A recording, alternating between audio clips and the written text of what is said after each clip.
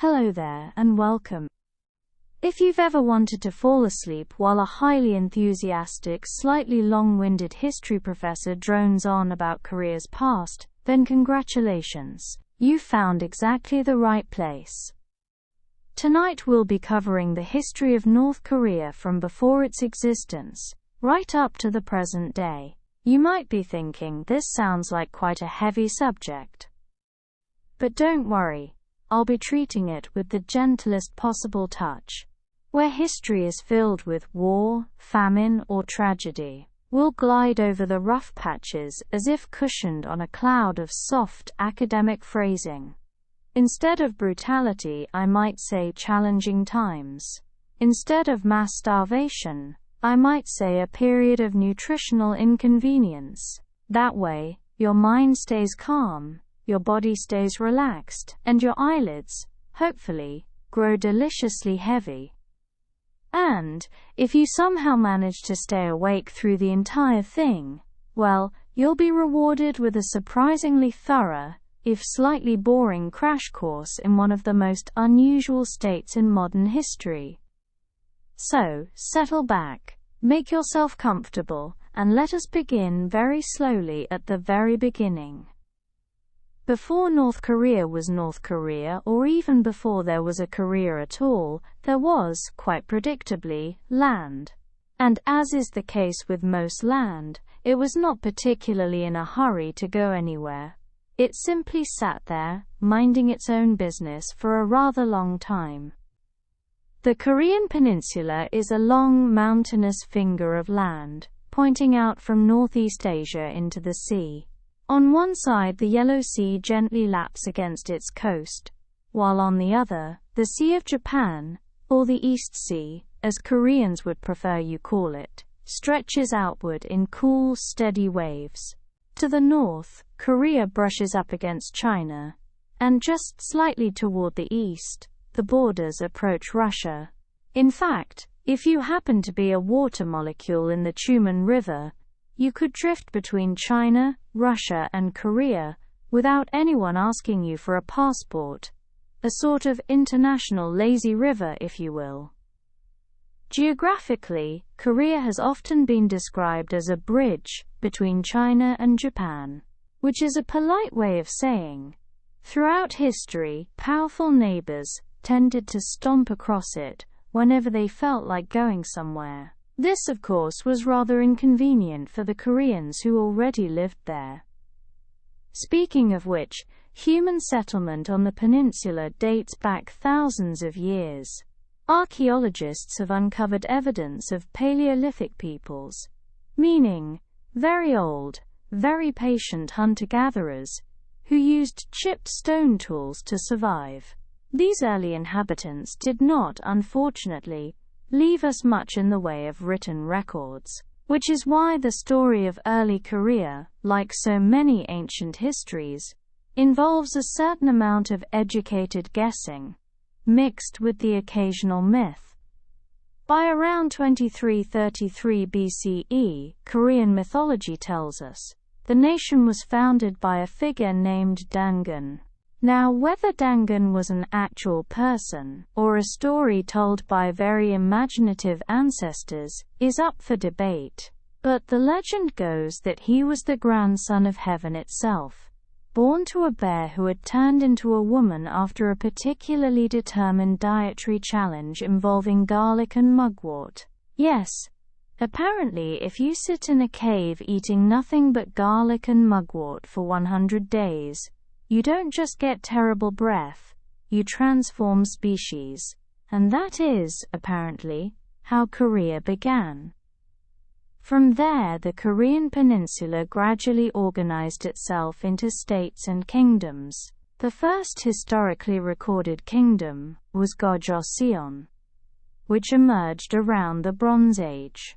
This kingdom laid the groundwork for later dynasties, showing that even thousands of years ago, Koreans had a strong sense of identity and order. Over centuries, the peninsula would become home to these so-called Three Kingdoms, Goguryeo in the north, Baekje in the southwest, and Silla in the southeast. These kingdoms fought, allied and competed with each other in a long historical shuffle that, while very important, can be summarized for sleep purposes as a lot of patient waiting, interrupted by occasional conflict, before Silla eventually came out on top. If you're still awake at this point, you might be thinking, that's interesting, but if you're not, that's quite all right. Because the beauty of history is that it just keeps going, slowly, steadily, endlessly, until you drift off. After the era of the Three Kingdoms, Korea entered what might be described as the unified phase of its history. This began in the 7th century, when Silla, with a little help from its powerful Chinese friends in the Tang dynasty, managed to unify most of the peninsula. Of course, unification is a strong word. It suggests everyone happily agreed on something, which, as you may know from human history in general, is rarely the case. But in the context of Korea, it meant that most of the peninsula was now under one crown, rather than three. This period, known as Unified Silla, lasted for nearly 3 centuries. If you are the sort of person who enjoys long stretches of relatively stable governance, punctuated by occasional power squabbles, this would have been your era. Culturally, it was a time of flourishing Buddhism, with grand temples, elaborate stone carvings, and plenty of monks spending their days in quiet contemplation. Which, frankly, sounds rather conducive to sleep, much like this story. Eventually, Silla weakened, and another dynasty rose, the Goryeo dynasty, beginning in the year 918. Yes, Goryeo, the name from which we eventually get Korea. The Goryeo period is remembered for its distinctive celadon pottery, which was admired for its delicate green glaze. If you're unfamiliar with celadon, imagine a very calming shade of green that looks exactly like the kind of bowl you'd want to eat porridge out of, while staring thoughtfully into the distance.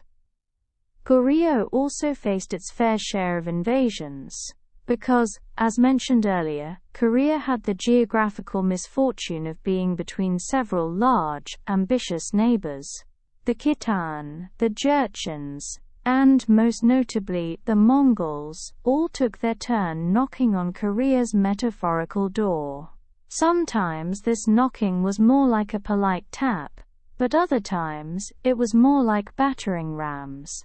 In the end, Goryeo endured, though under Mongol domination for quite some time, which left both scars and cultural imprints. By the late 14th century, Goryeo was replaced by a new dynasty, the Joseon dynasty, founded in 1392. Joseon lasted until 1897, over 5 centuries, which, for a dynasty, is about as close as you can get to a marathon. If dynasties handed out participation trophies, Joseon would definitely deserve one. Joseon Korea was defined by its embrace of Confucianism, which provided a system of rules, rituals, and order that seeped into nearly every aspect of daily life. Family hierarchies, examinations for government positions, even the way people bowed to one another. All of it was influenced by Confucian principles. If you were looking for social stability, you had found it. If you were looking for wild excitement, you might want to look elsewhere.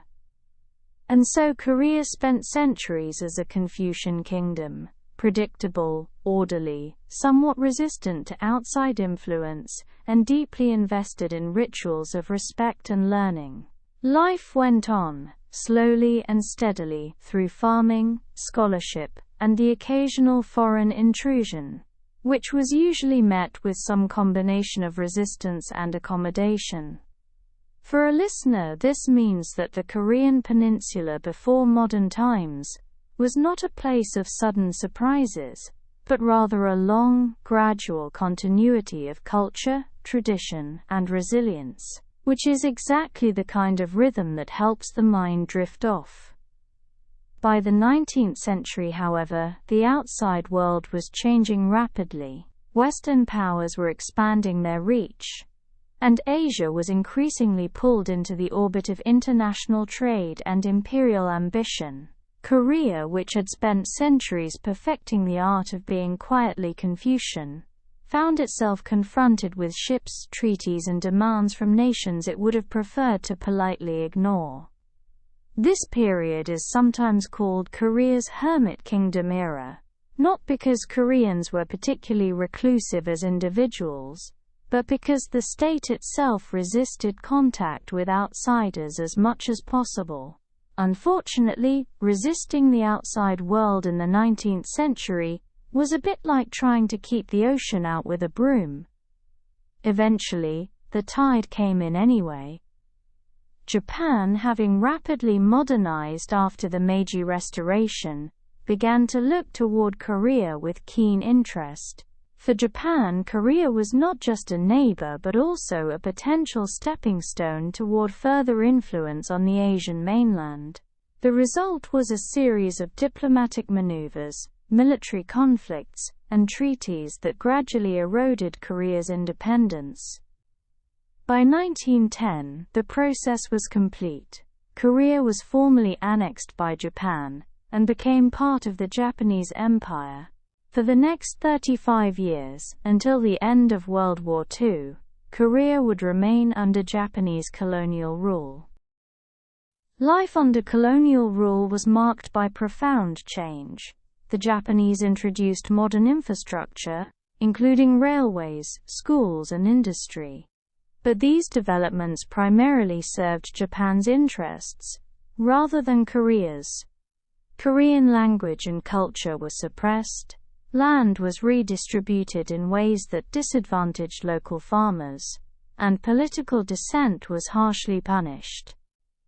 Yet, as with all periods of occupation, there was also resistance. Korean independence movements persisted, both inside the peninsula and abroad. Some Koreans sought reform through education and gradual progress. Others joined armed struggles or fled to China and beyond, carrying the hope of eventual liberation. By the 1930s, Japan's militarism was in full stride, and Korea was deeply integrated into the empire's war machine. Koreans were mobilized for labor and, in some cases, military service. It was a difficult time, but also a formative one.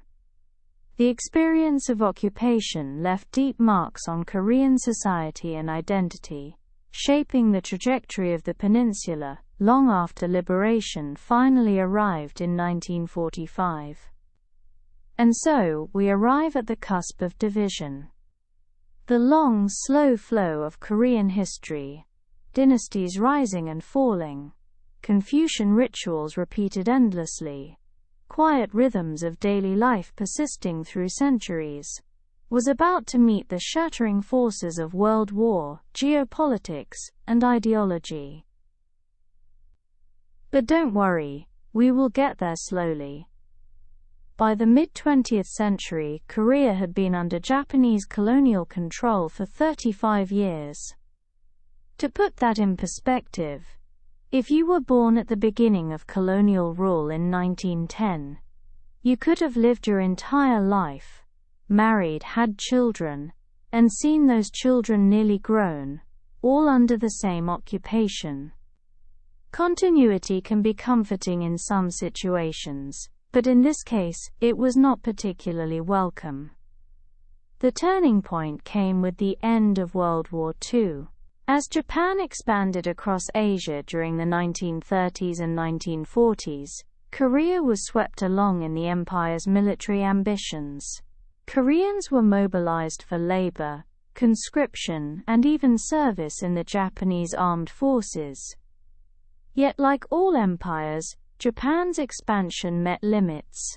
By 1945, Japan was facing defeat at the hands of the Allied powers.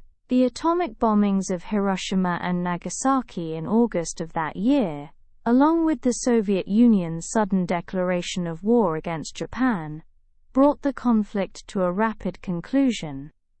For Korea, this meant liberation. After decades of suppression, the Korean people suddenly found themselves free from colonial rule.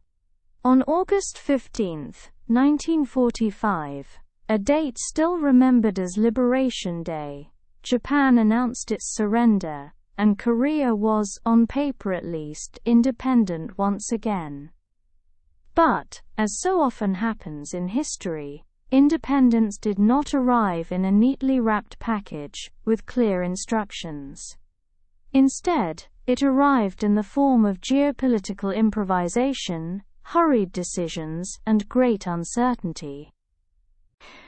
As Japanese control collapsed, Allied powers quickly moved to manage the transition. The Soviet Union, having declared war on Japan in the very last days of the conflict, advanced rapidly into the northern half of Korea. Meanwhile, American forces moved into the south. To prevent misunderstandings, or more realistically, to prevent one side from occupying the entire peninsula before the other had a chance, officials in Washington hastily drew a line across a map. This line was the 38th parallel, a latitude that roughly cut the country in half.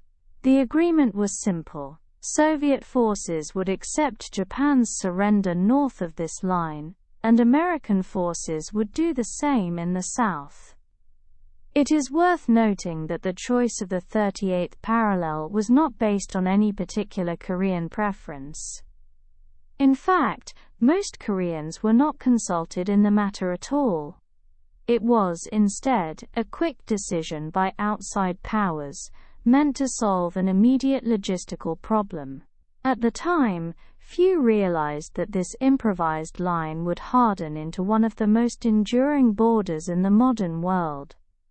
So in the summer of 1945, Soviet troops entered the northern region, while American forces landed in the southern region. Both powers arrived with their own visions of how Korea should be governed, and, unsurprisingly, those visions were not identical. For ordinary Koreans, the experience was one of disorientation. For decades they had lived under one colonial ruler. Suddenly, there were two new sets of foreign troops, two new administrations, and two very different ideologies hovering over the peninsula. Independence had been long dreamed of, but the reality of it was, shall we say, complicated. Initially, the arrangement at the 38th parallel was supposed to be temporary. The hope, or at least the official line, was that Korea would eventually be reunited under a single independent government. Committees and conferences were held to discuss the matter, and international organizations, including the newly formed United Nations, became involved. But, as the months passed, temporary began to look increasingly permanent. The United States and the Soviet Union were already drifting into the Cold War. Each suspicious of the other, each determined not to let the other dominate a strategically important region like Korea. In the north, Soviet forces supported the formation of local committees, and encouraged the rise of leaders who shared their ideological leanings. Among these was a young man named Kim Il-sung, who had fought with communist guerrillas against the Japanese. Charismatic, disciplined, and politically astute, he quickly gained Soviet favor. In the South, American forces supported a provisional administration, but they faced more challenges. Korean society was divided between those who favored leftist reforms and those who preferred conservative, often pro-Western leadership. The Americans leaned toward the latter, particularly figures like Syngman Rhee, who would later become South Korea's first president. By 1947, the United Nations attempted to organize elections for the entire peninsula. But these elections could only be held in the south, as the Soviet Union refused to allow them in the north. The result was that in 1948, two separate governments were established: the Republic of Korea in the south, and the Democratic People's Republic of Korea in the north. And so, what began as a hasty, improvised line on a map became a political and ideological boundary. Two Koreas, not one, each claiming legitimacy, each supported by a different superpower, and each convinced that, in time, the other side would fall into line. For the Korean people, this meant a divided land, divided families, and an uncertain future. For history, it meant the start of a long, tense, and still unresolved story. And, for us, it means we are only at the end of Chapter 2, which is precisely the kind of steady pacing that helps you feel the slow rhythm of history, one measured step at a time.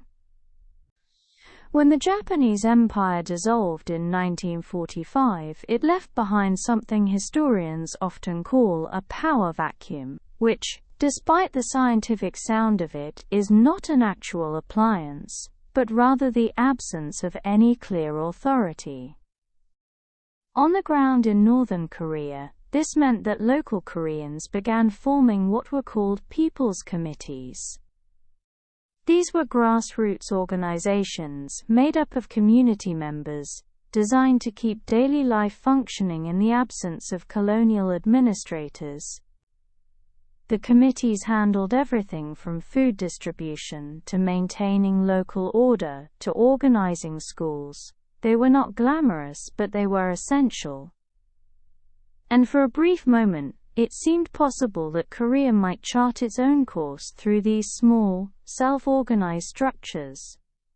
Enter the Soviets. Having marched into the north at the end of the war, Soviet military authorities took note of these committees.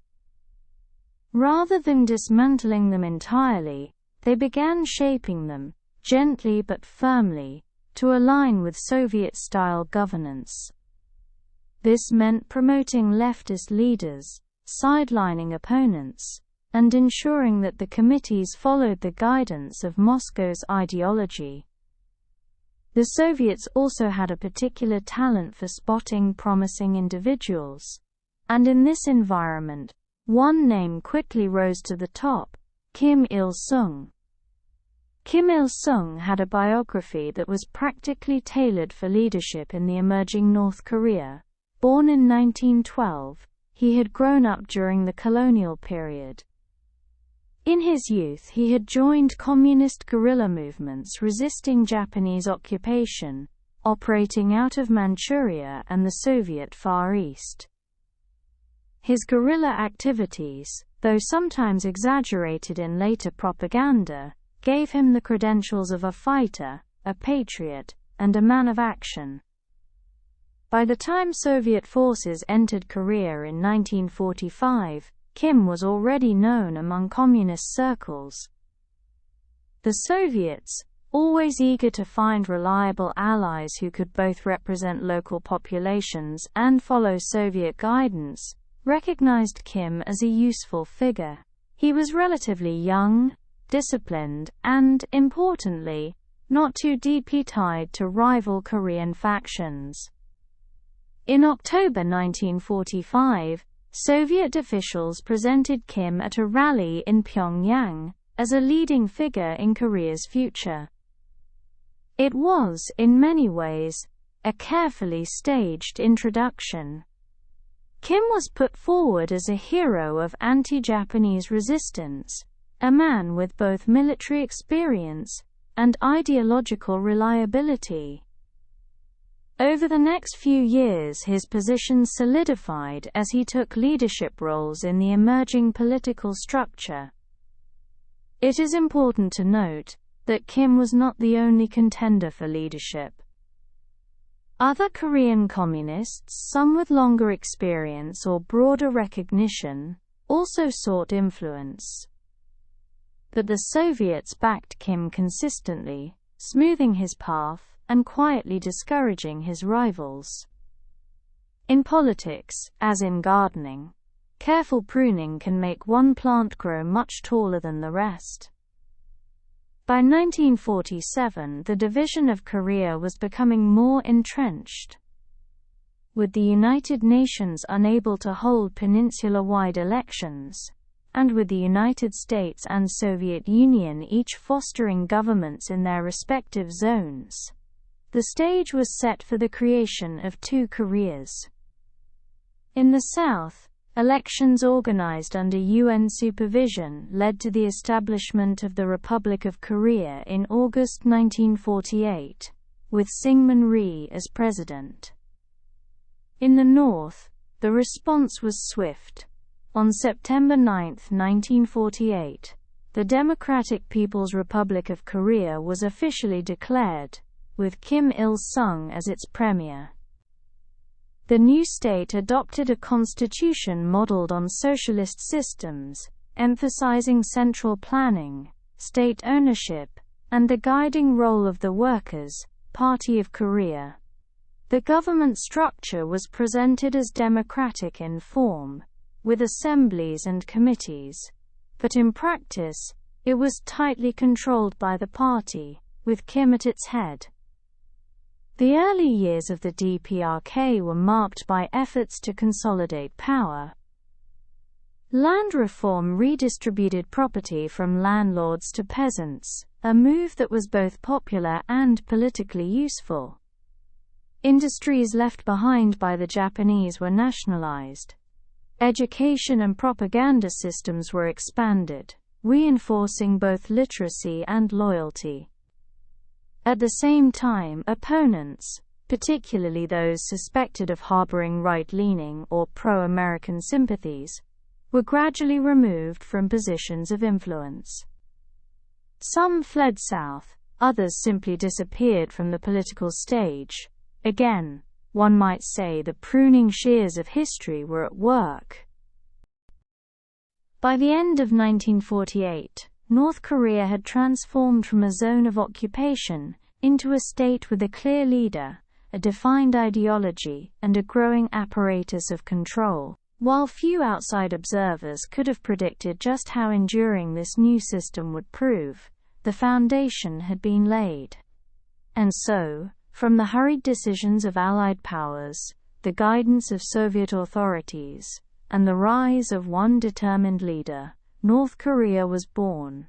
Slowly, firmly, and in a way that would shape the next 7 decades of history and counting. By the late 1940s, the two Koreas were firmly established, but not exactly on speaking terms. Both governments, the Republic of Korea in the south and the Democratic People's Republic of Korea in the north, insisted that they were the legitimate rulers of the entire peninsula. This created a rather awkward situation, like two people showing up to the same dinner party, both claiming to be the host, and neither willing to back down. On June 25, 1950, the awkwardness escalated dramatically. North Korean forces, supported and supplied by the Soviet Union, crossed the 38th parallel in a coordinated invasion of the South. Their objective was straightforward: reunify Korea under Northern control. Within days they had captured Seoul, the southern capital, and pushed deep into southern territory. The United States, alarmed by the invasion and the larger context of the Cold War, responded quickly.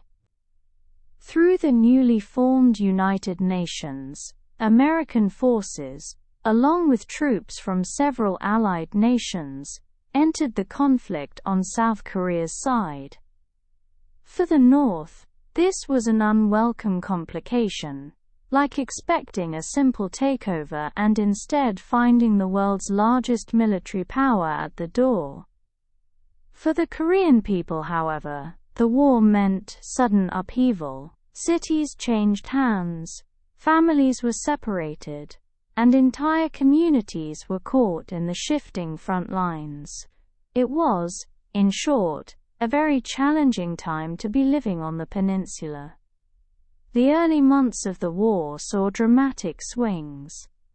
At first, North Korean forces swept southward with surprising speed, but by September 1950, UN forces under the command of General Douglas MacArthur launched an amphibious landing at Incheon, a port city near Seoul.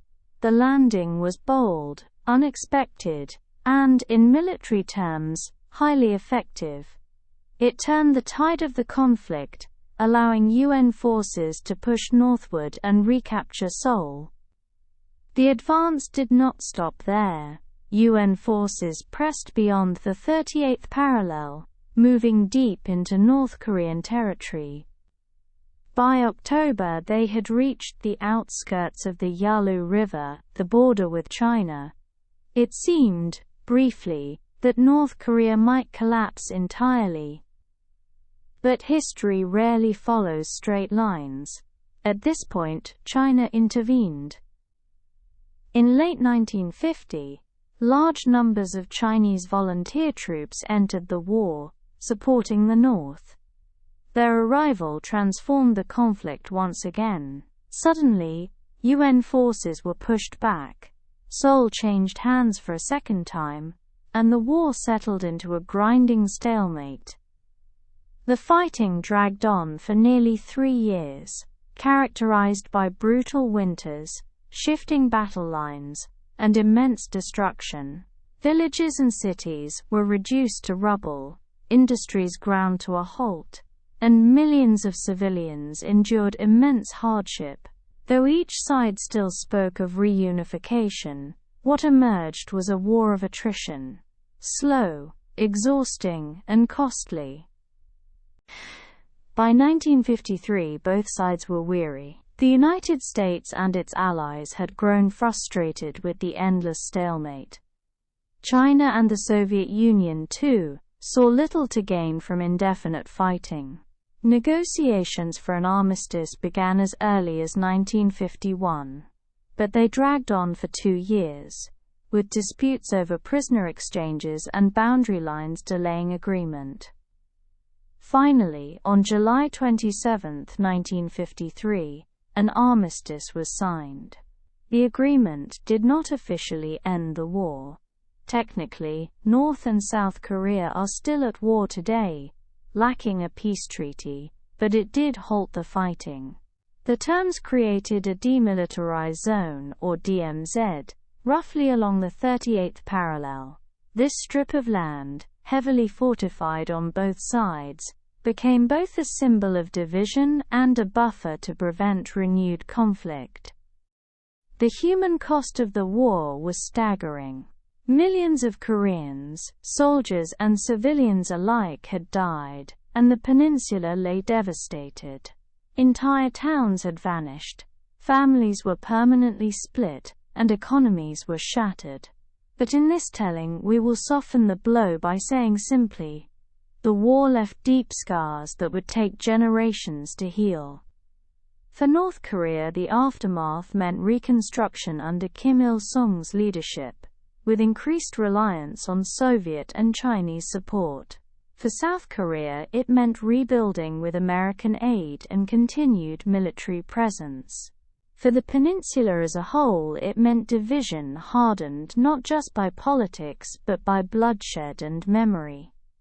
And so the Korean War ended, or more accurately paused, a conflict born from division, fueled by Cold War rivalry, and concluded in uneasy stalemate. Not the dramatic resolution that storytellers often prefer, but the kind of open-ended conclusion that history, in its quiet stubbornness, tends to provide. When the guns fell silent in July 1953, Korea was not so much a land of villages and cities, as it was a landscape of rubble. The Korean War had left infrastructure shattered, bridges destroyed, factories demolished, farmlands scorched, and entire neighborhoods erased. For North Korea, which had borne the brunt of US bombing campaigns, the destruction was especially severe. It has been said that by the end of the war hardly a building in Pyongyang was left standing. The immediate task was reconstruction. Fortunately for Kim Il-sung and his government, both the Soviet Union and China were eager to help. After all, North Korea was not just a small, battered country in East Asia. It was a symbolic outpost of socialism, positioned directly against the capitalist South and its American backers. In the ideological chessboard of the Cold War, even pawns received considerable attention. So aid flowed in. The Soviets provided industrial equipment, technical advisors, and financial support. The Chinese contributed labor and manpower. Factories were rebuilt, roads repaired, and housing constructed. In these years, Pyongyang began to rise from the ashes, redesigned as a showcase socialist capital, complete with wide boulevards and impressive public buildings. For ordinary North Koreans, life remained difficult. Food was scarce, labor was intense, and the wounds of war were fresh. But there was also a sense, carefully cultivated by the government, that the nation was moving forward, rebuilding itself, not merely to recover, but to create something stronger than what had been lost.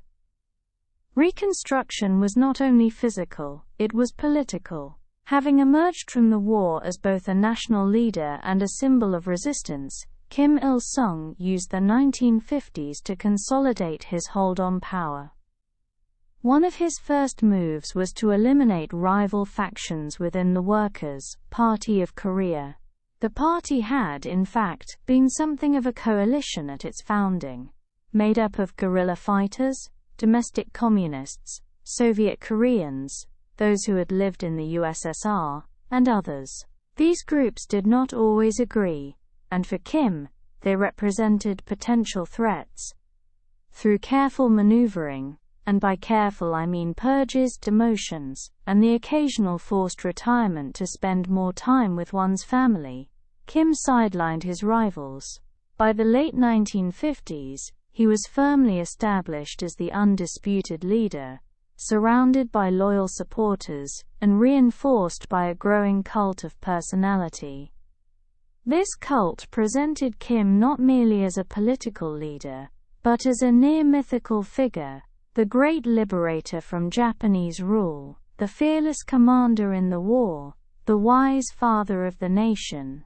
Portraits of Kim appeared everywhere. His words were studied as guiding principles. Children learned songs praising him before they could tie their shoelaces. It was in many ways less a government and more a stage production, with Kim as the star of every scene.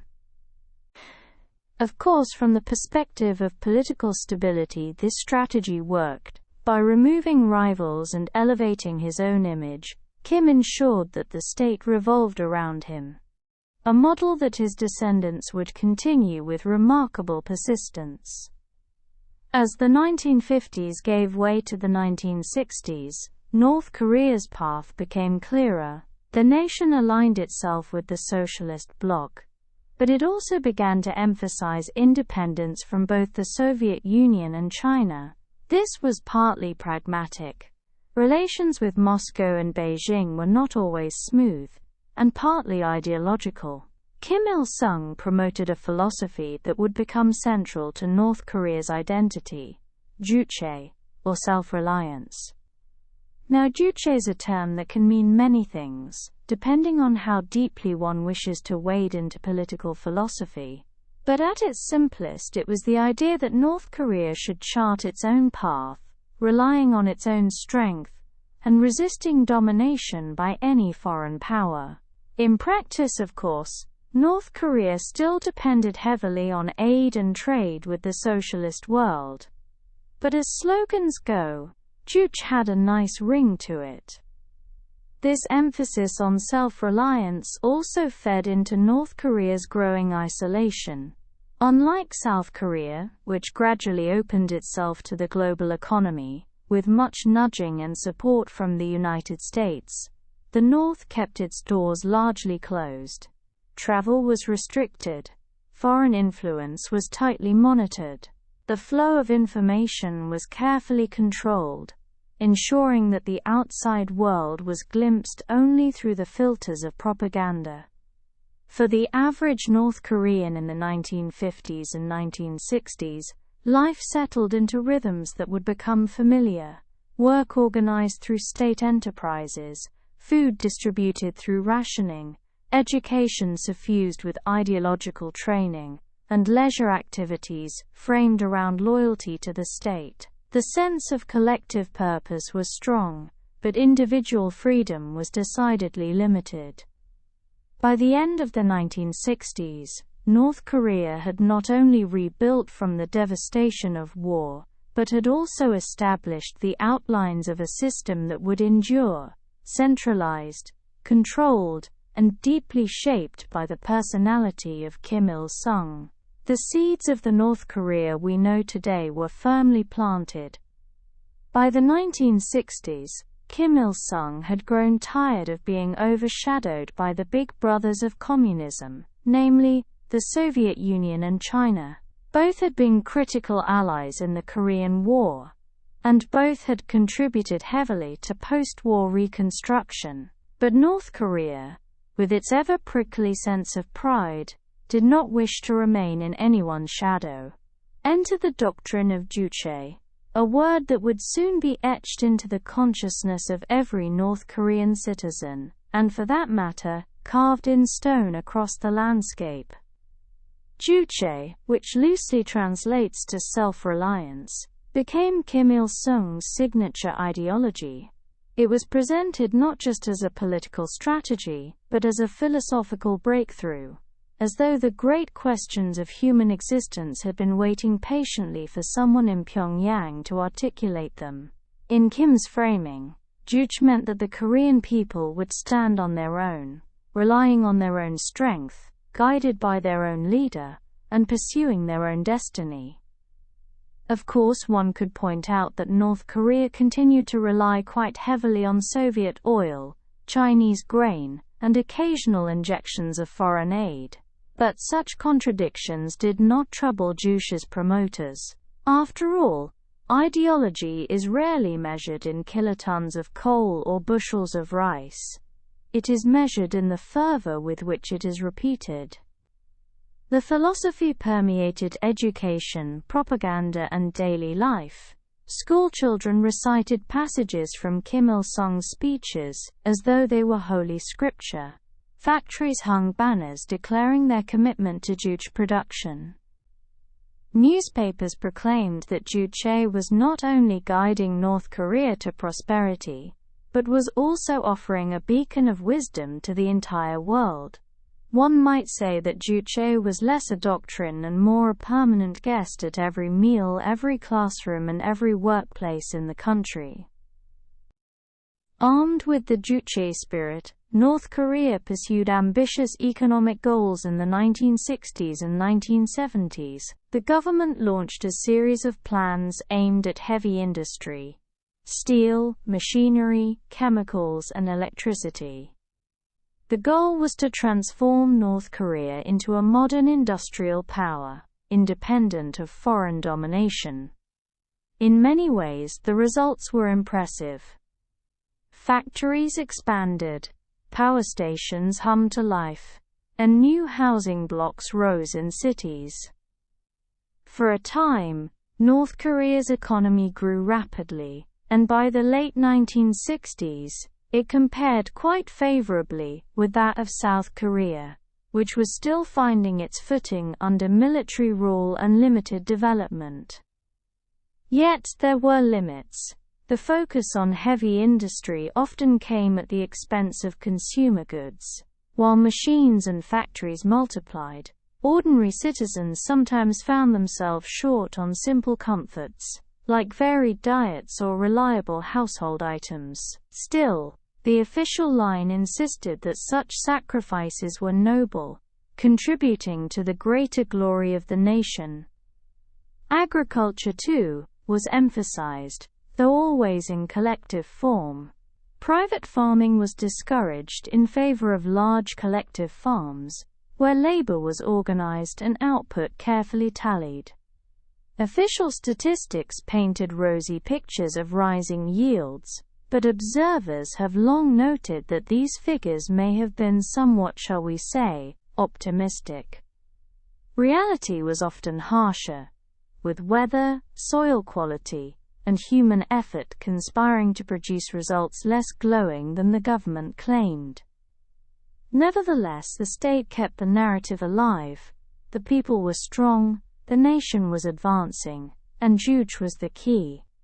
If you were a North Korean worker in the 1970s, you might not have had much say in whether your boots fit properly, but you could take comfort in the knowledge that your nation was heroically self-reliant. As North Korea pursued its Juche-based path, it grew more isolated from the outside world. The 1960s saw deepening tensions between the Soviet Union and China, the so-called Sino-Soviet split, and Kim Il-sung, skillfully maneuvered between the two powers, never fully aligning with one against the other. Instead, he insisted that North Korea was blazing its own trail. Domestically, the personality cult surrounding Kim Il-sung reached new heights. Statues multiplied. Portraits were hung not just in public offices, but in private homes. Citizens were instructed on how to properly dust these portraits, a detail that captures, perhaps better than any grand pronouncement, the sheer reach of the cult of leadership into everyday life.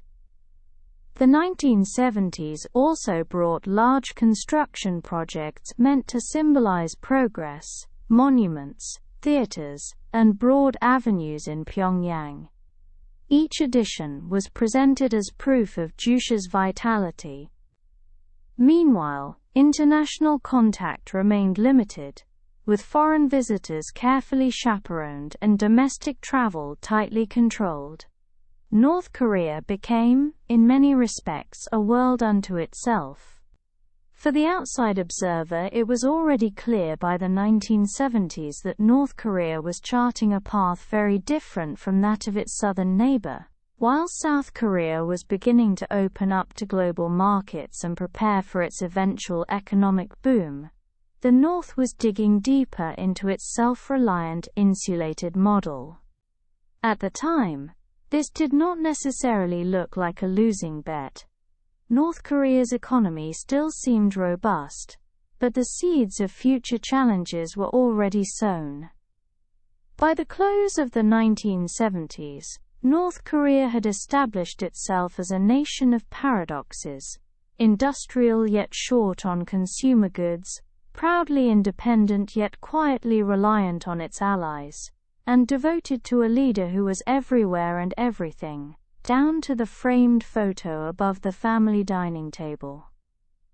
In the early 1980s, North Korea stood at something of a crossroads. The country had spent decades touting its independence, its Juche philosophy, and its industrial achievements. Yet the glow of earlier growth began to fade. Industrial output slowed. Agricultural productivity faltered. The optimism of the 1960s and 1970s gave way to something far less inspiring: stagnation. There were reasons for this, and they were both practical and structural. Heavy industry had been prioritized for years, but the machinery was aging. Factories required maintenance and modernization, yet resources were limited. Meanwhile, the emphasis on self-reliance meant that North Korea hesitated to fully integrate into international markets, denying itself the benefits of trade and innovation that its southern neighbor was beginning to embrace with enthusiasm. South Korea, incidentally, was by now entering its phase of remarkable economic growth, the so-called miracle on the Han River. While South Korean factories churned out cars, electronics, and ships for global markets, North Korea's factories produced goods largely for domestic use. with limited exports to socialist allies. The gap, once narrow, began to widen noticeably. For the average North Korean, life in the 1980s was characterized not by catastrophe, but by a sort of unyielding monotony. Rations continued, work assignments remained rigid, and the state continued to proclaim progress, even when reality was less impressive. One might say that the economy was not collapsing, but rather dozing off into a nap, which, conveniently, is the perfect metaphor for a sleep story. As the global economy shifted, and Cold War dynamics evolved, North Korea's isolation became more pronounced. The Soviet Union, once a reliable source of aid and trade, was itself entering a period of strain under the leadership of Mikhail Gorbachev, who was busy experimenting with reforms like perestroika and glasnost. These were not trends that North Korea wished to follow. In fact, Pyongyang looked upon such reforms with suspicion, seeing them as dangerous deviations that could undermine socialism itself. China, meanwhile, was opening up under Deng Xiaoping, pursuing economic reforms that blended market practices with communist governance. North Korea observed this with equal discomfort. If one's entire national identity is built on being the shining example of self-reliance, watching your neighbors liberalize and thrive economically is rather awkward. Instead of joining the wave of reforms, North Korea doubled down on its chosen path. International trade remained limited. Diplomatic relations were carefully managed to avoid entanglements. The country retreated further into itself, proudly proclaiming its independence, even as opportunities slipped away.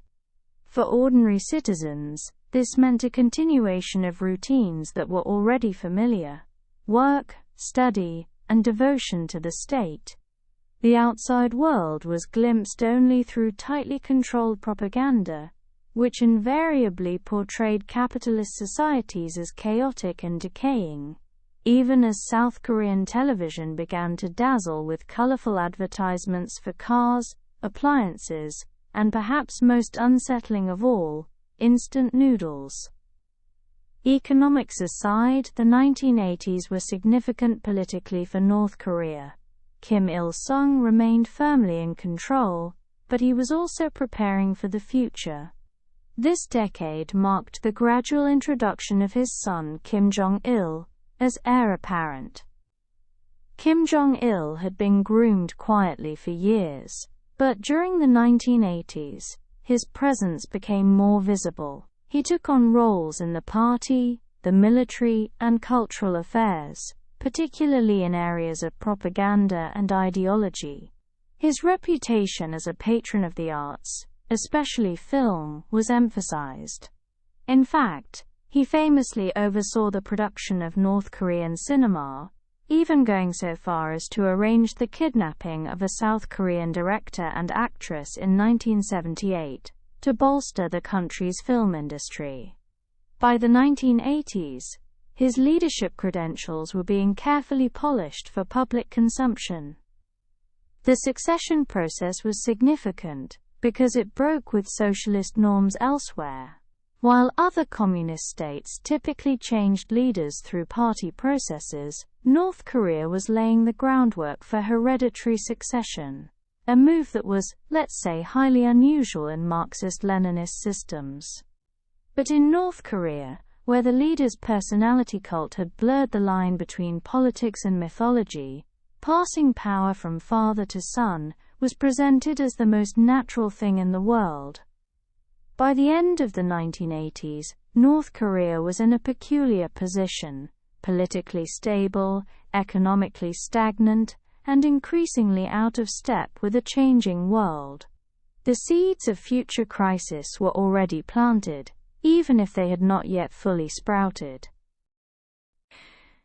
The year 1991 was not just another tick of the calendar, it was the year the Soviet Union dissolved, taking with it the socialist camp that had been North Korea's lifeline for decades. For Pyongyang, this was less a geopolitical curiosity and more of an existential crisis. Until then, North Korea had benefited from favorable trade with Moscow, oil at below-market prices, generous loans, and access to technology. Suddenly, that pipeline of support evaporated. Russia, no longer the Soviet Union, shifted toward a market economy and sought hard currency for trade. Instead of cheap oil, North Korea faced the sobering reality of having to pay global market prices, and it simply did not have the reserves.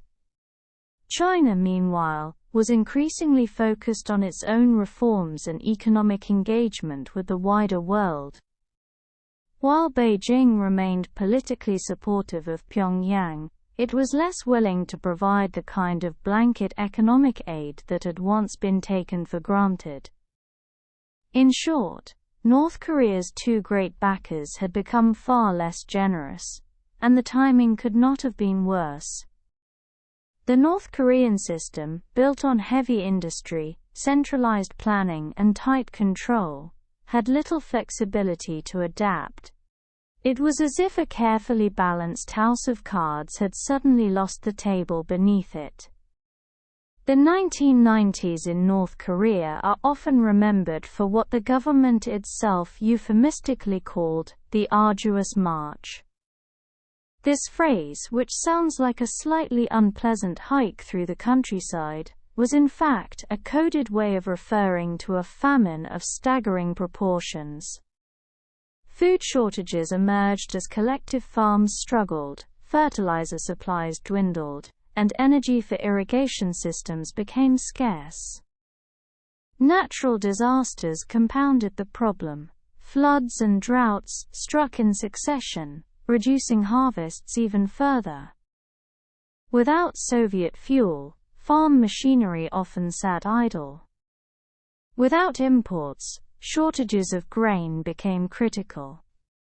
Estimates of the human toll vary, but most scholars agree that hundreds of thousands, and possibly over 1 million North Koreans, died from hunger and related causes in the mid-1990s. Entire families faced shortages, and survival strategies included foraging for wild plants, relying on small household gardens, and in some cases, moving quietly into barter or black market exchange. The government framed the famine not as a failure of policy, but as a noble collective struggle against external hardships, hence the term, arduous march. Citizens were urged to endure patiently, to tighten belts, and to trust in leadership. Public narratives emphasized resilience, while the grim reality of empty bowls was felt in homes across the country. To put it in the soporific tones of a history lecture, the 1990s in North Korea were characterized by the intersection of systemic vulnerability, climatic stresses, and geopolitical realignment, all of which converged to produce acute subsistence crises. Or, to put it more bluntly, people were very hungry, and the state insisted that this was patriotic. The 1990s also marked the long-anticipated leadership transition. In 1994, Kim Il-sung, the founding leader of North Korea, father of Juche and near-immortal figure of the nation, died. His death was a monumental moment, not least because he had been presented as the eternal guiding star of the country. Into this vacuum stepped his son, Kim Jong Un. Unlike his father, whose charisma and wartime legacy had given him a unique aura, Kim Jong-il's image was built largely on myth, careful propaganda and cultural engineering. He was praised for his supposed genius in military affairs, philosophy, and even agriculture, though his actual expertise lay more in managing ideology and media than in commanding armies or harvesting rice. The 1990s tested him immediately. Kim Jong Un inherited a country in crisis, famine, collapsing trade, and deepening isolation. His response was to tighten control, emphasizing military strength through the Songun, military-first policy, while maintaining the facade of resilience. Even in the midst of famine, the personality cult endured. Citizens were told stories of Kim Jong-il's tireless efforts, his deep concern for the people, and his uncanny ability to solve problems. The fact that the problems stubbornly persisted did not alter the narrative. In an environment where information was tightly controlled, the official story was often the only one available. By the late 1990s, North Korea had survived barely. Its population had endured hunger, its economy had withered, and its society had tightened further around loyalty to the leader. Outwardly, the country appeared stable, but inwardly, it had been scarred by one of the harshest decades in its history. The roots of North Korea's nuclear program reach back to the 1980s, when the country first began building facilities capable of producing plutonium. By the early 1990s, suspicions were rising internationally that Pyongyang was pursuing nuclear weapons, a development that, understandably, caused some unease in Washington, Seoul, and beyond. In 1993, North Korea announced its intention to withdraw from the Nuclear Non-Proliferation Treaty (NPT), the international agreement meant to prevent the spread of nuclear weapons. This was the diplomatic equivalent of someone standing up in the middle of a quiet dinner party and declaring that they might set the curtains on fire.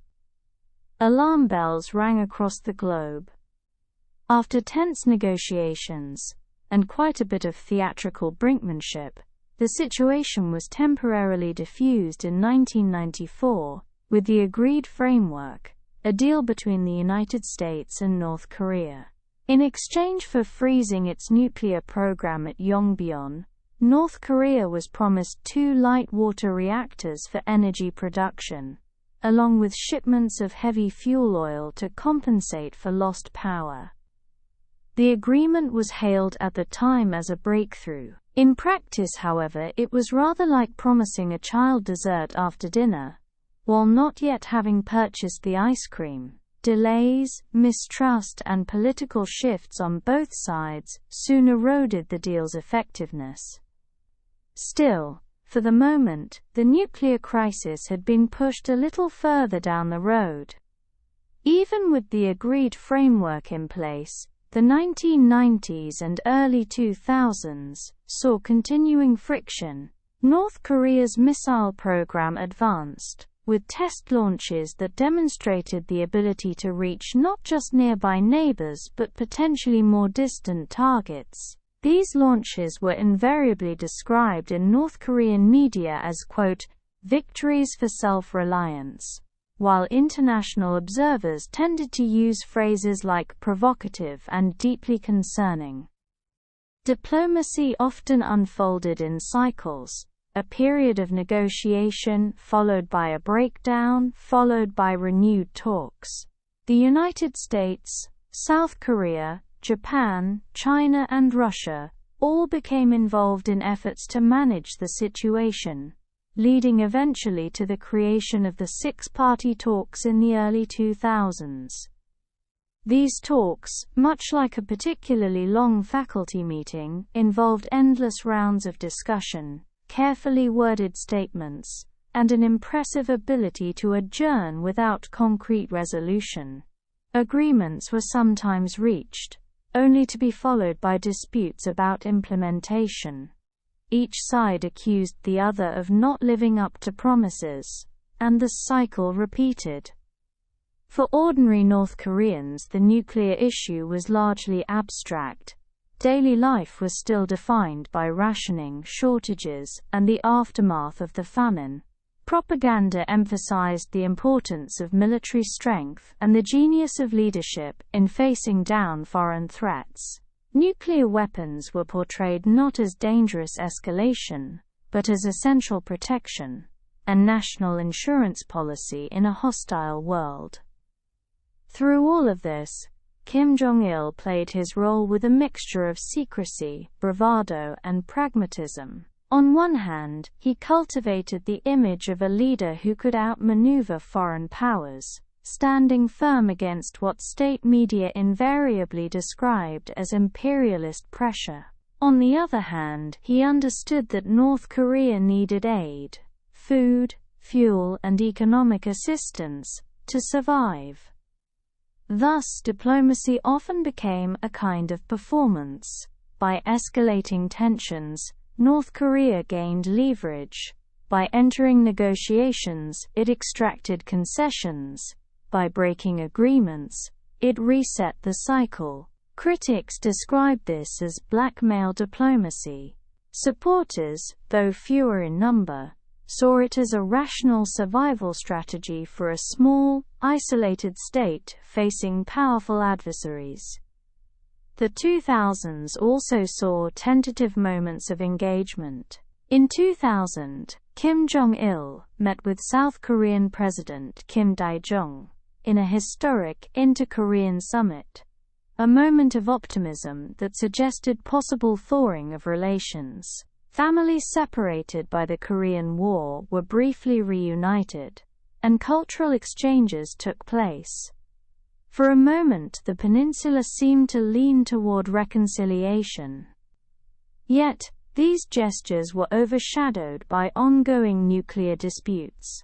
By the mid-2000s, North Korea had withdrawn from the NPT altogether, restarted its nuclear program, and was on its way toward its first nuclear test, which would occur in 2006. The world's attention was drawn back, once again, to the question of how to manage a small, isolated country with very big ambitions. By the end of this period, North Korea had cemented its reputation as both a persistent diplomatic challenge and a master of survival through tension. While famine had scarred the 1990s, the 2000s were defined by nuclear brinkmanship and endless rounds of negotiation. The outside world grew frustrated, but North Korea remained exactly where it wanted to be, at the center of global concern, impossible to ignore. When Kim Jong-il died in December 2011, North Korea once again entered a moment of uncertainty. The question was not whether power would remain in the Kim family. By then, hereditary succession had been normalized, but rather whether the young and relatively untested Kim Jong Un, estimated to be in his late 20s, could hold on to power in a system that revolved so heavily around a single leader's authority. Observers outside the country wondered aloud, could such a young figure possibly control the entrenched elites, the military, and the party apparatus? Inside North Korea, the official answer was delivered swiftly, and without hesitation. Kim Jong-un was immediately elevated as the, quote, successor, inheriting not only the titles, but the mythos of his father and grandfather. Portraits appeared, slogans were updated, and loyalty was redeclared as though the transition had been rehearsed, which in many respects it had. Kim Jong-un's early years were defined by a balancing act.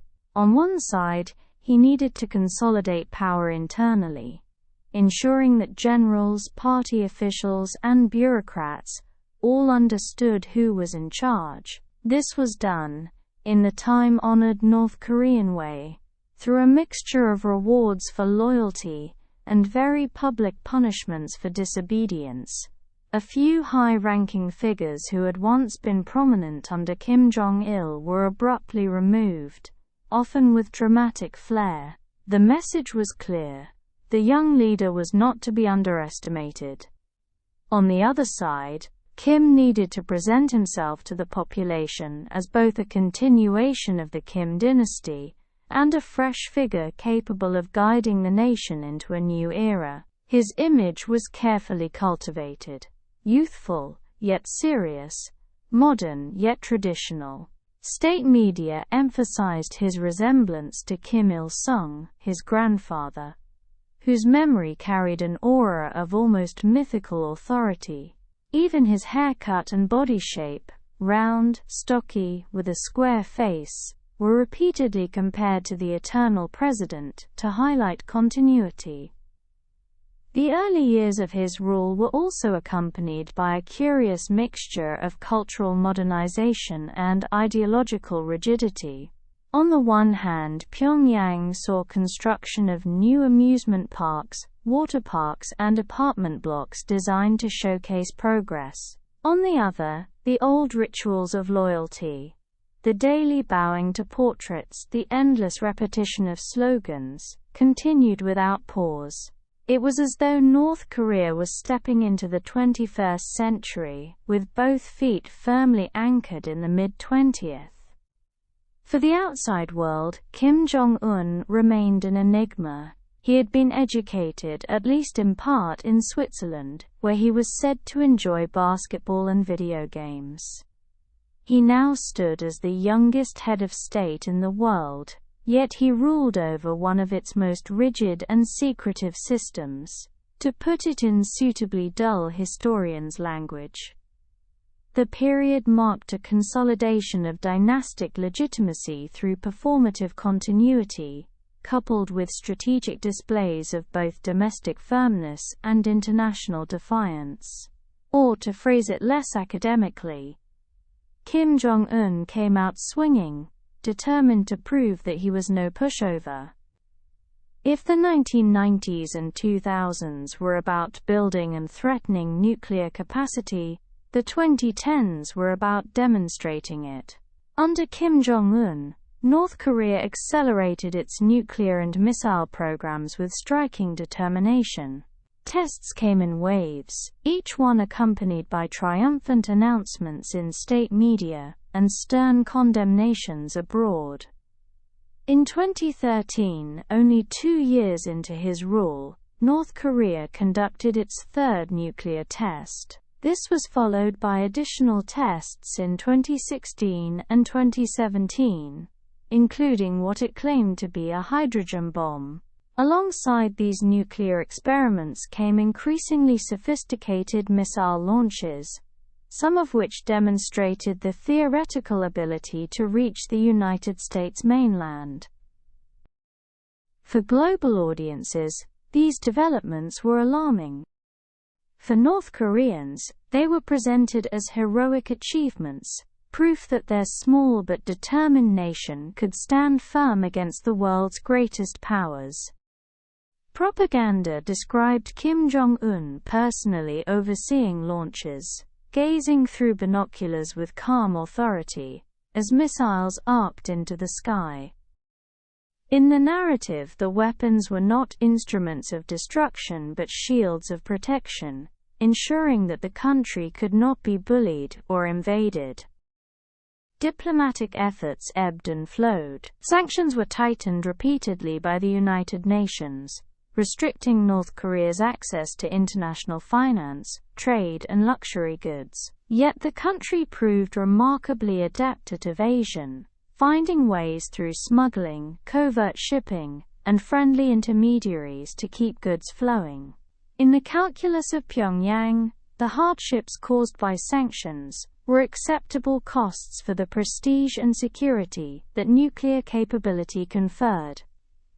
The world, meanwhile, seemed caught in an endless cycle of outrage and negotiation.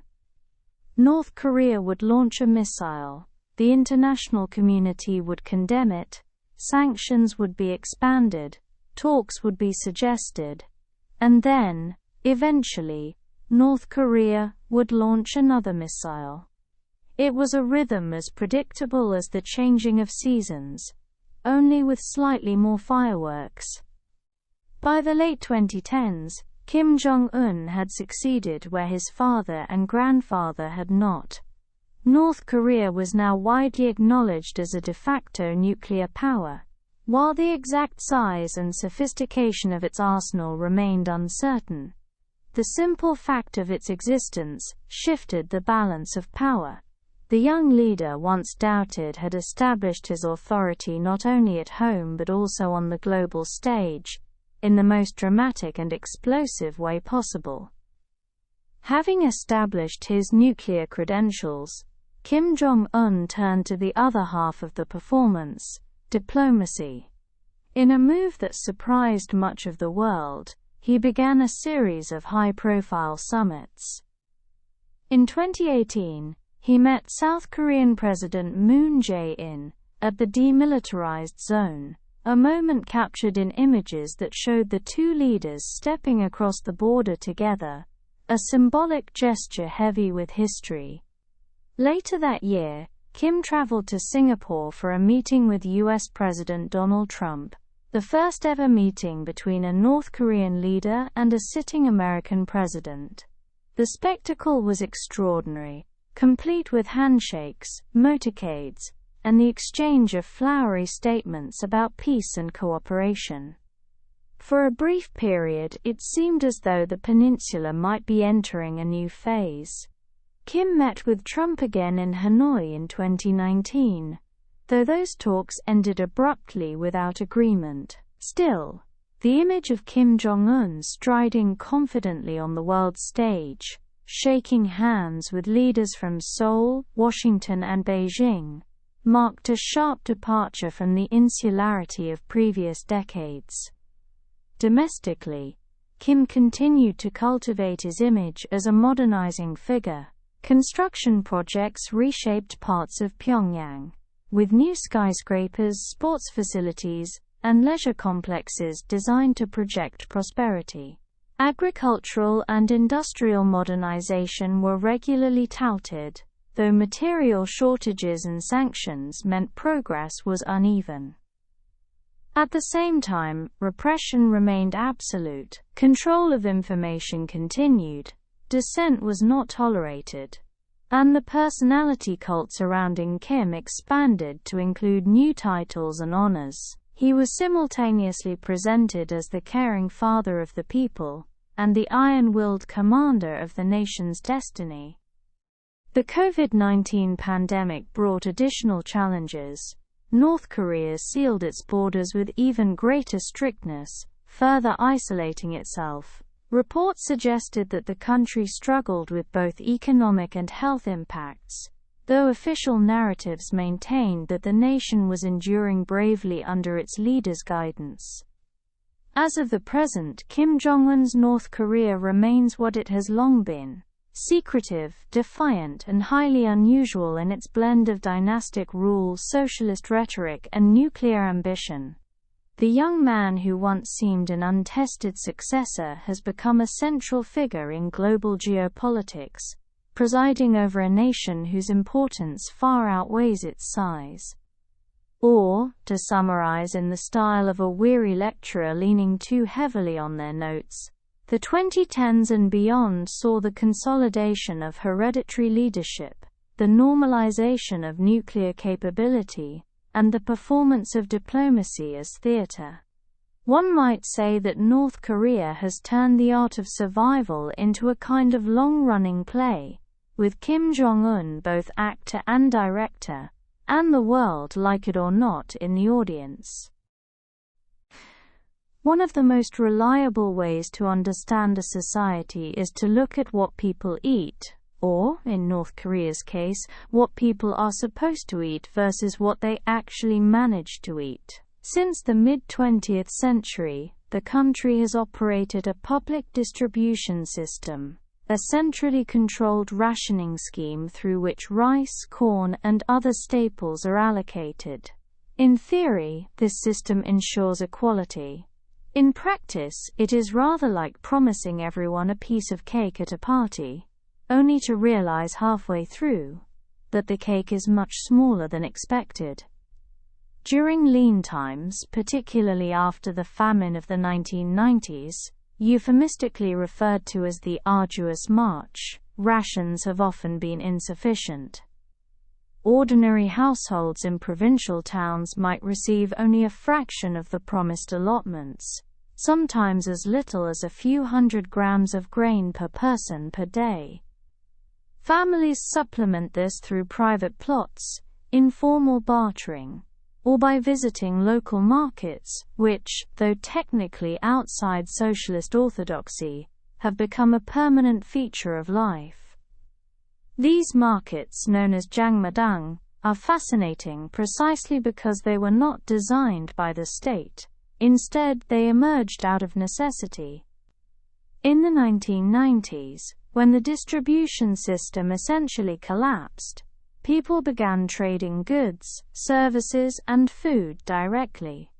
Over time, what began as improvised survival has become normalized. Today, many North Koreans rely more on market activity than on official rations, a fact quietly tolerated by authorities who understand that shutting down the markets would risk social instability. Meals are simple and repetitive. A typical dish might be a bowl of rice or corn porridge, accompanied by kimchi, vegetables, or a small portion of protein if available. Meat is rare for most families, often reserved for special occasions. Urban families with better access to state jobs or connections might obtain more variety, while those in rural or border regions may rely heavily on corn, potatoes, and wild plants.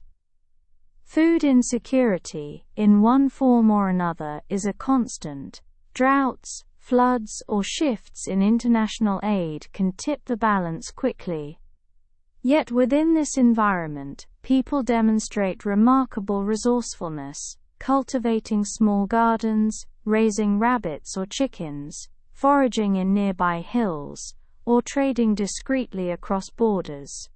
It is, to put it bluntly, a system of improvisation, built upon an official structure that often does not quite function as advertised.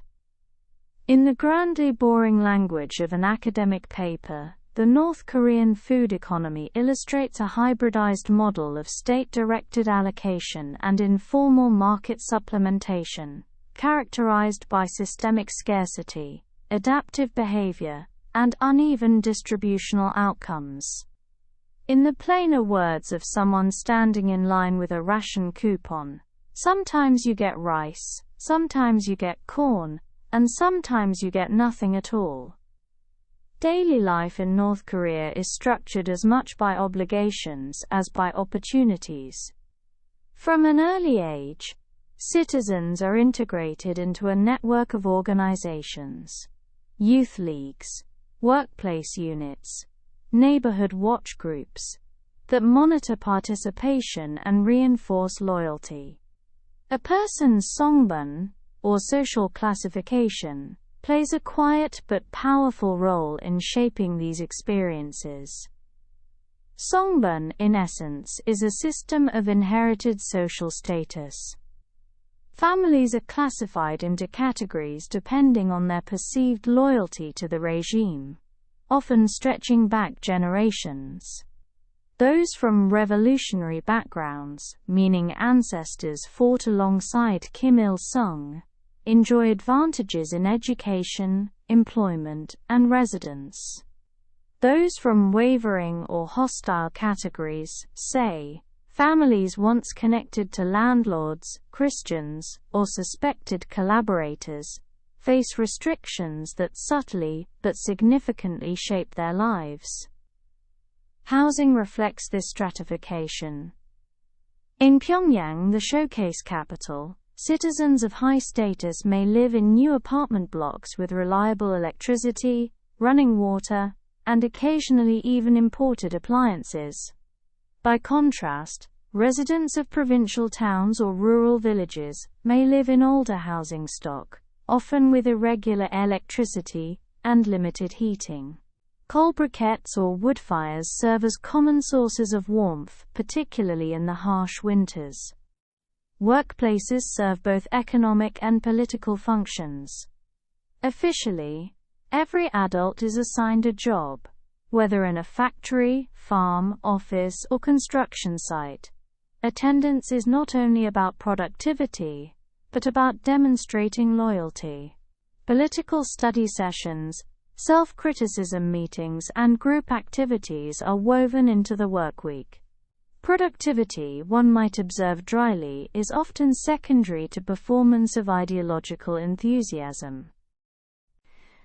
Despite the rigidity, informal economies play a major role here as well. Workers often leave factories early to trade in markets, farm their own plots, or engage in side businesses.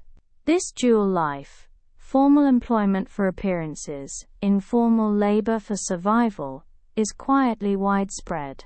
The state tolerates it in measured doses, cracking down occasionally to remind everyone who is in charge, but never fully eliminating it, because it is too essential to everyday functioning. Thus, everyday work in North Korea is less about efficiency than about presence, less about output than about optics. It is a system where showing up is as important as doing, where loyalty is measured in hours of attendance, not necessarily in units of production. In the slow-moving rhythm of daily life, this produces a monotony that is, if you are listening closely to this account, almost as soporific as the droning of the historian describing it. From childhood onward, North Koreans are immersed in an environment of structured education and carefully managed information.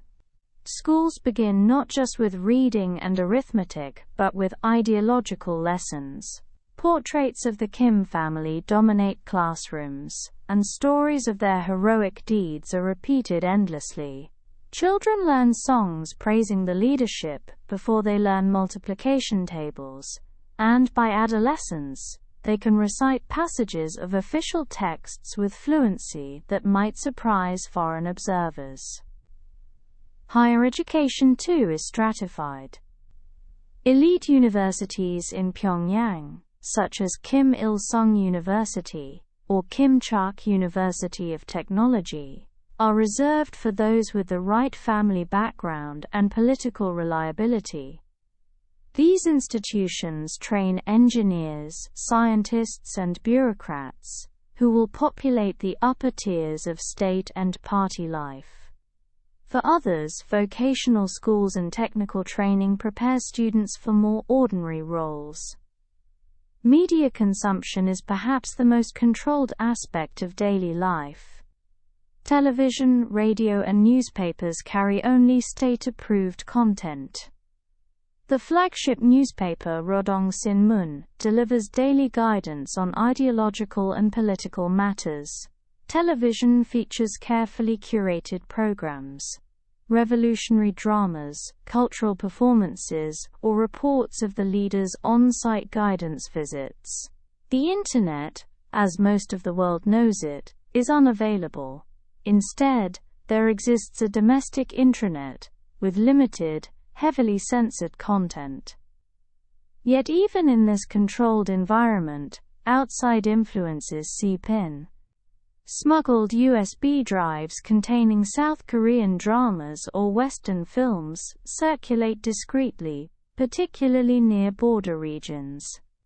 These glimpses of alternative realities offer a quiet but profound counterpoint to official narratives, though discovery can result in punishment. Cultural life, as officially celebrated, revolves around mass performances, synchronized displays, and artistic works praising the leadership. The Arirang Mass Games, once staged in Pyongyang with tens of thousands of participants, exemplify this. Enormous spectacles blending athleticism, music, and propaganda into a seamless whole. For participants, these events are both exhausting and obligatory. For foreign visitors, they are breathtaking in scale. For state media, they are proof of unity. To put all this into the soothing language of conclusion, everyday life in North Korea is marked by repetition, scarcity, and performance. From the food on the table to the lessons in the classroom, From the workplace attendance log to the evening broadcast, the rhythms are steady, predictable, and carefully orchestrated. One might even say that life in North Korea is like this very lecture, repetitive, tightly controlled, and designed to lull the audience into quiet compliance, or in your case, a well-earned sleep.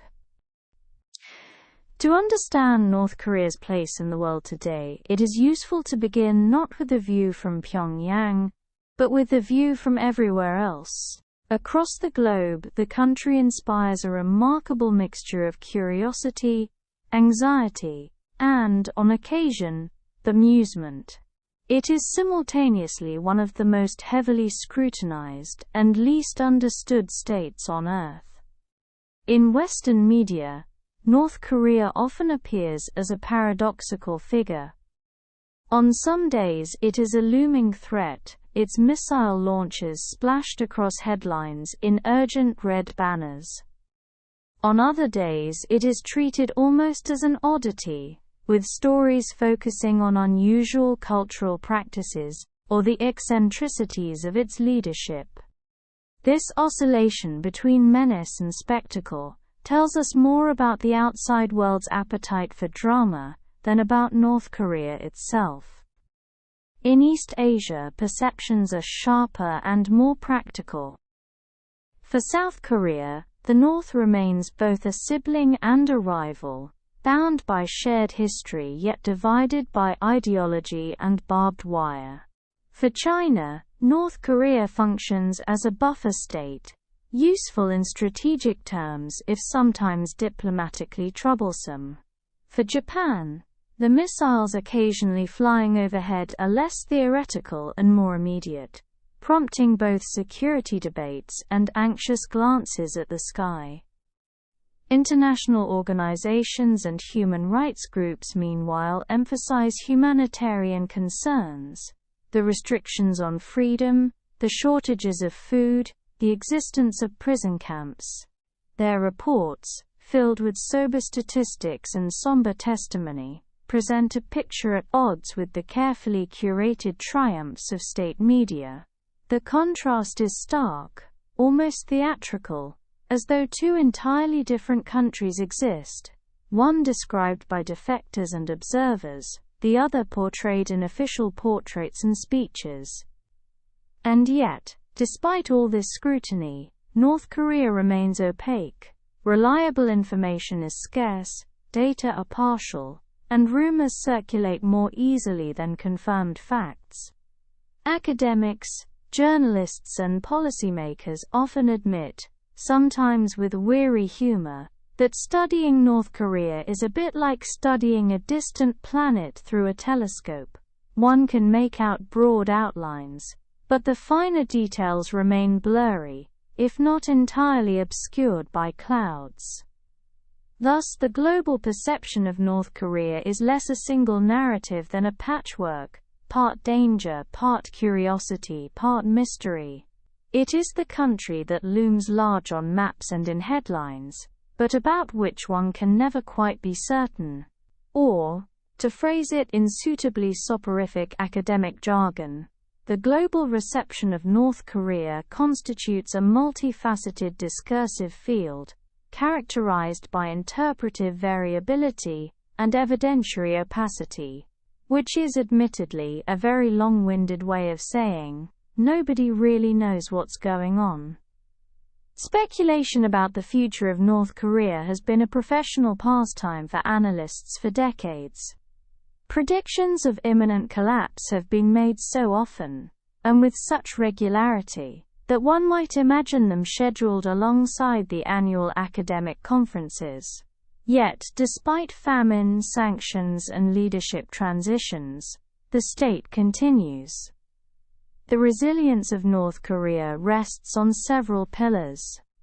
First, the control of information ensures that most citizens have limited awareness of alternatives. Second, the security apparatus from the army to the secret police ensures that dissent is swiftly discouraged. Third, The dynastic legitimacy of the Kim family continues to function, remarkably, as a source of authority. In other words, the system may look brittle from the outside, but it is internally reinforced in ways that outsiders consistently underestimate. At the same time, challenges remain unavoidable. Economically, the country operates in a constant state of scarcity. Its isolation means that industrial modernization lags far behind global standards. Sanctions restrict trade, while natural disasters can wipe out harvests in a single season. Demographically, the population is aging, and younger generations, though still raised in loyalty, quietly harbor more awareness of the outside world than their parents once did, courtesy of smuggled media and whispered stories. Foreign policy too carries risks.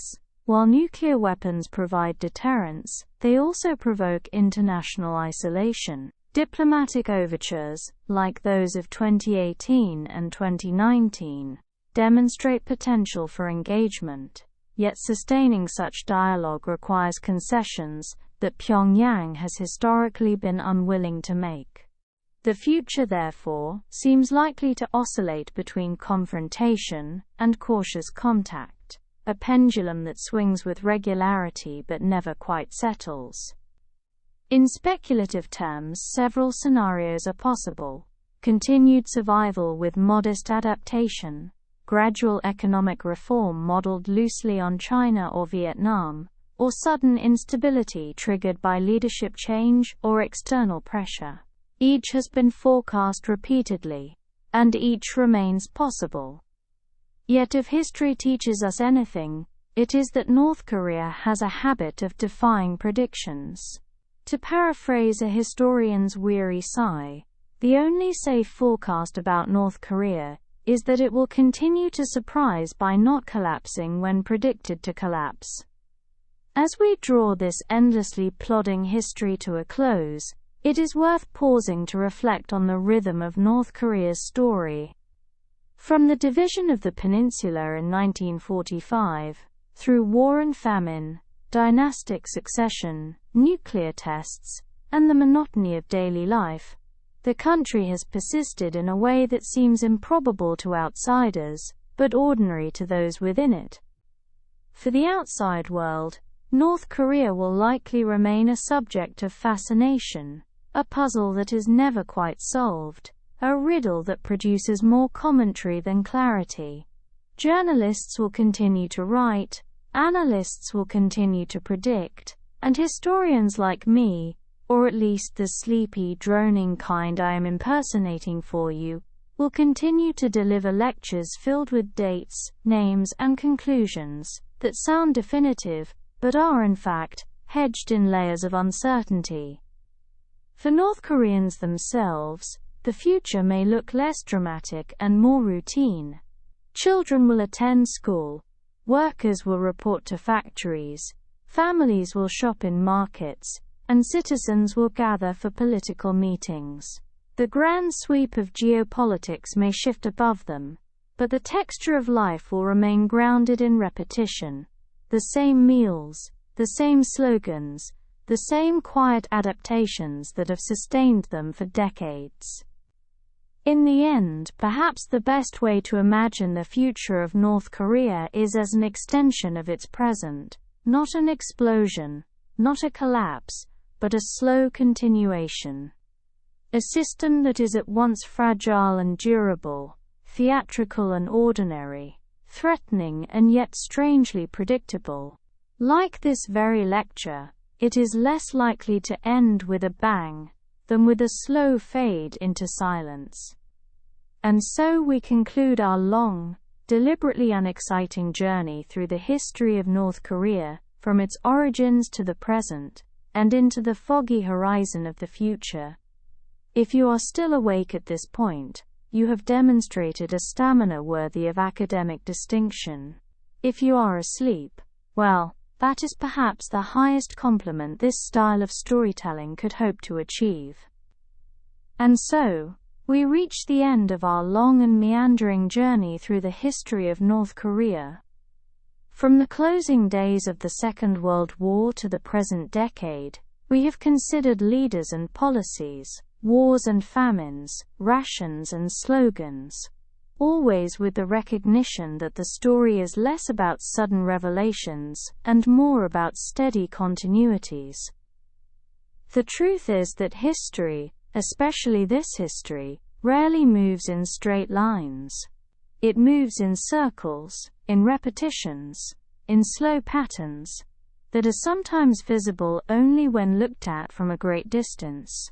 North Korea's past and present remind us that a state can endure in ways that defy outside expectations, not through abundance, but through control, adaptation, and repetition. And in a way, that very repetition mirrors the nature of this telling. The long recitation of details, the dates and names, the dull but necessary explanations, all of it adds up not to a dramatic conclusion, but to a slow settling. Like a heavy curtain being lowered at the end of a performance, the story closes, not with a burst of light, but with a gradual dimming into stillness. If your eyes are heavy now, that is fitting. If your mind has drifted elsewhere, that too is appropriate. For history, when told in this steady and uneventful way, has always doubled as a lullaby. So let us leave North Korea here, in its own suspended present. A land at once closed and open, fragile and enduring, mysterious and predictable. And let us leave you too to rest, as the lecture finally ends, and silence takes over, and sleep becomes the only logical continuation of the story.